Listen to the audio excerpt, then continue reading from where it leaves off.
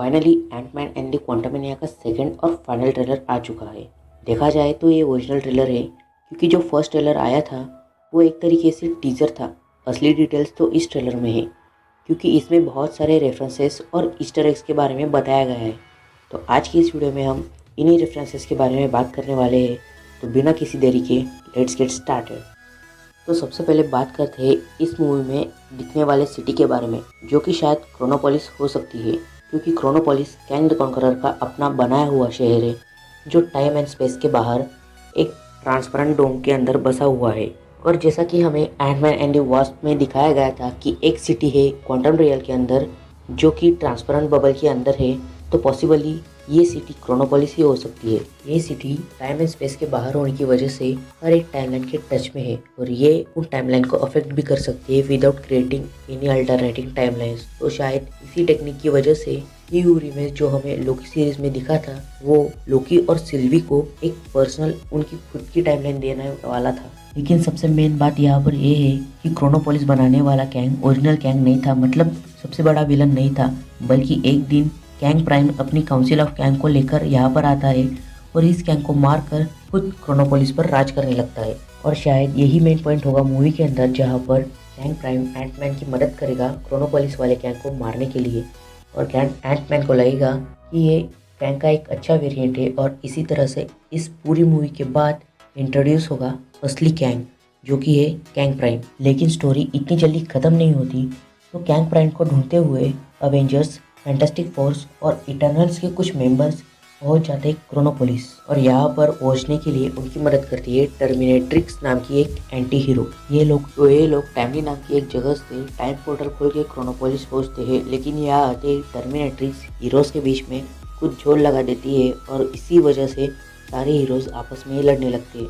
और इसी का फायदा उठाते हुए कैंग प्राइम उन्हें पकड़ लेता है, लेकिन समहाउ टर्मिनेट्रिक्स एस्केप कर जाती है। और फिर कैंग हीरोज को अपना महान प्लान बताता है, विलन्स की आदत। लेकिन तभी टर्मिनेट्रिक्स आ जाती है और कैंग को मार डालती है। और यहीं पर आता है सबसे बड़ा ट्विस्ट, यानी कि ये कैंग ओरिजिनल नहीं था, बल्कि उसका एक अलग वेरिएंट था, और टर्मिनेट्रिक्स कैंग प्राइम की इसी जाल में फंस जाती है। यहाँ पर टर्मिनेट्रिक्स की आइडेंटिटी रिवील होती है, जो और कोई नहीं बल्कि रवोना रेनस्लेयर होती है, वही जो हमें लोकी सीरीज में एज द जज दिखी थी। रवोना रेनस्लेयर कैंग द कॉन्करर का सबसे पहला लव इंटरेस्ट है, यानी क्रश। लेकिन रवोना किसी तरह से कैंग को हरा कर खुद टाइमलाइन पे राज करना चाहती है, और वो कैंग को हरा कर राज भी करने लगती है। लेकिन कुछ ही देर में एलियोथ क्रोनोपोलिस पे हमला कर देता है, और मजबूरन रवोना को कैंग प्राइम को रिवाइव करना पड़ता है। और साथ ही साथ जब कैंग प्राइम रिवाइव होता है, तो वो क्रोनो की नाम की एक वेपन को एक्टिवेट करके एलियोथ को हरा देता है। लेकिन यहीं पर रवोना फिर से कैंग को धोखा देकर उसे हरा देती है और वापस राज करने लगी है। लेकिन कुछ साल बाद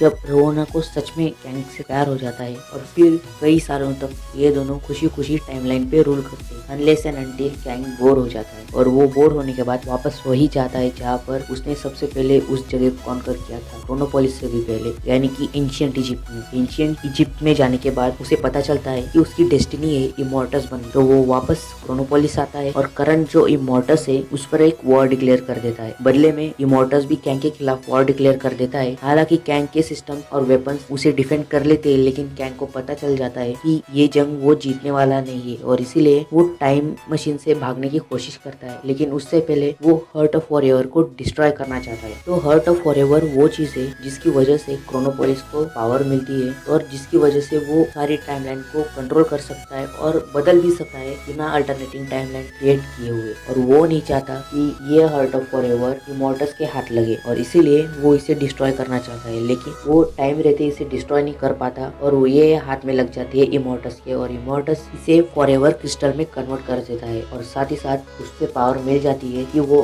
सारी टाइमलाइन को अल्टरनेट कर सके, और बिना अल्टरनेट टाइमलाइन क्रिएट किए हुए। तो यहाँ पर जो लोग इमॉर्टस को नहीं जानते, तो उन्हें बता दो कि इमॉर्टस कैंग द प्राइम का सबसे खतरनाक वाला वेरिएंट है, कैंग प्राइम से भी ऊपर का, और इसलिए वो ये जंग जीत जाता है। तो इसी के साथ कैंग प्राइम एस्केप कर जाता है, और सारा का सारा क्रोनोपोलिस डिस्ट्रॉय हो जाता है। कॉमिक बुक्स में क्रोनोपोलिस यही तक रहता है, और इसी के बाद क्रोनोपोलिस खत्म हो जाता है। दोस्तों, क्रोनोपोलिस की ये ओरिजिन स्टोरी यही तक थी। अगर आपको वीडियो पसंद आया तो इसे अपने फ्रेंड्स के साथ शेयर करें, और साथ में इससे जुड़ी हुई कुछ बहुत ही तगड़ी थ्योरीज है जो कि हम अगले वीडियो में डिस्कस करेंगे। तो मिलते हैं अगले वीडियो में, तब तक एंजॉय द वीक।